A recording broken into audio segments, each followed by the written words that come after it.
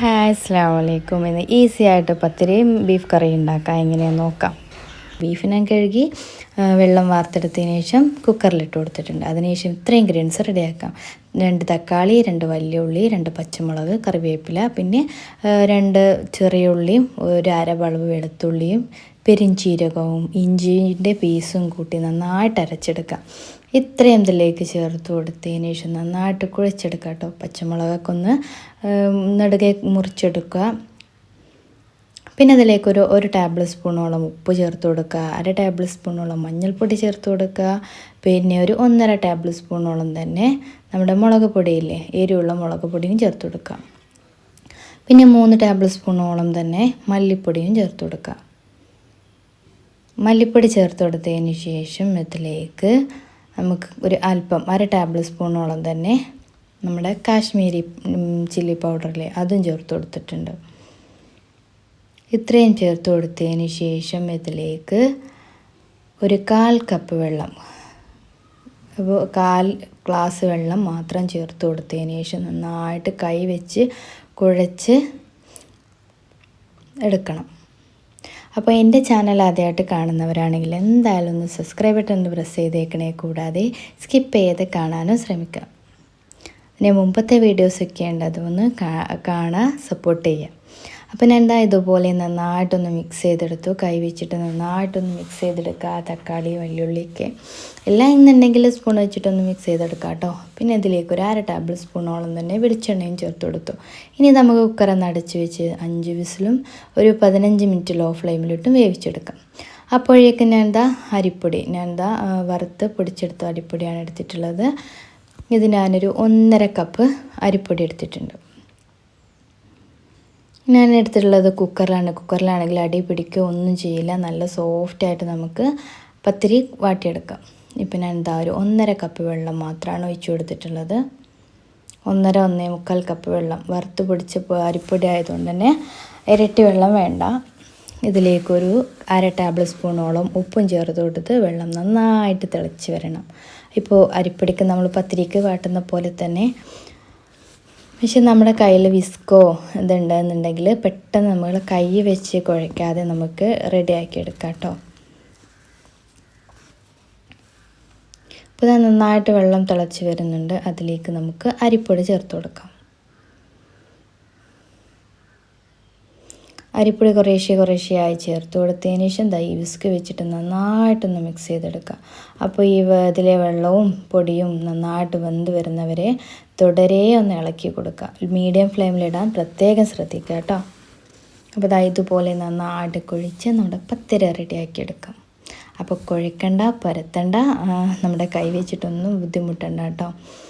അപ്പോൾ ഇതുപോലെ നന്നായിട്ട് ഒന്ന് മിക്സ് ചെയ്ത് റെഡിയാക്കി എടുക്കുക. അപ്പോഴും തീ ഓഫാക്കരുത്. മീഡിയം ഫ്ലെയിമിലിട്ട് നന്നായിട്ട് ഒന്ന് വെള്ളം വലിയുന്നവരെ ഒന്ന് വെയിറ്റ് ചെയ്യണം.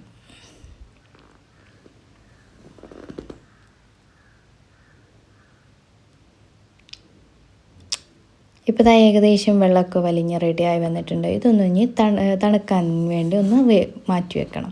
ഒരു 10 മിനിറ്റ് നന്നായിട്ടൊന്ന് തണുത്തതിന് ശേഷം മാത്രം ഇതൊന്ന് വേറെ പാത്രത്തിലേക്കോ അല്ലെങ്കിൽ കുക്കറിലിട്ട് തന്നെ ഒന്ന് ജസ്റ്റ് ഒന്ന് കുഴച്ചെടുക്കാം.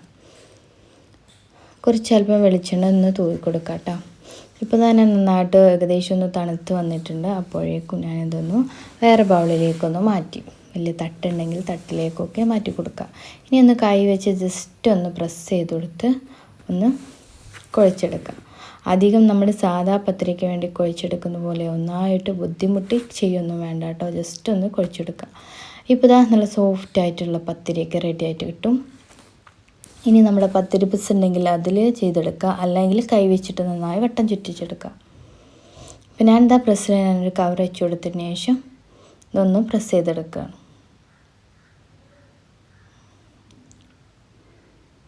ജസ്റ്റ് ഒന്ന് പ്രസ് ചെയ്തപ്പോഴേക്കും നന്നായിട്ട് വട്ടത്തിൽ കിട്ടും കേട്ടോ, നൈസായിട്ടുള്ള പത്തിരി. ഇപ്പോൾ നമ്മൾ പരത്തി കഷ്ടപ്പെടേണ്ട, ജസ്റ്റ് ഒന്ന് അമർത്തി കൊടുത്താൽ മാത്രം മതി. അപ്പോൾ ഇതുപോലുള്ള പത്തിരി ഓരോന്നും ചുട്ടെടുക്കാം. അപ്പോൾ ഈസി ആയിട്ടുള്ള പത്തിരിയുടെ റെസിപ്പിയാണ് കേട്ടോ. നമുക്ക് വേണമെന്നുണ്ടെങ്കിൽ മറ്റേ നൈസ് പത്തിരി നന്നായിട്ട് കുഴിച്ച് പരത്തിയൊക്കെ ചുട്ടെടുക്കാം. പക്ഷേ ഇന്ന് ഈസി ആയിട്ട് ബ്രേക്ക്ഫാസ്റ്റ് ഉണ്ടാക്കുക എന്നുള്ള വീഡിയോ ആയിട്ടാണ് വന്നിട്ടുള്ളത്. അപ്പോൾ ഇതുപോലെ നന്നായിട്ട് ചൂടായി പൊന്തി വരുമ്പോൾ തിരിച്ചും മറിച്ചിട്ട് വേവിച്ചെടുക്കുക. നമ്മൾ പത്തിരി റെഡി. അപ്പോൾ വലിയ ഓടടുപ്പുണ്ടെന്നുണ്ടെങ്കിൽ ഇതുപോലെ നന്നായിട്ട് 2, 3, 4 ഒക്കെ ചുട്ടെടുക്കുക കേട്ടോ.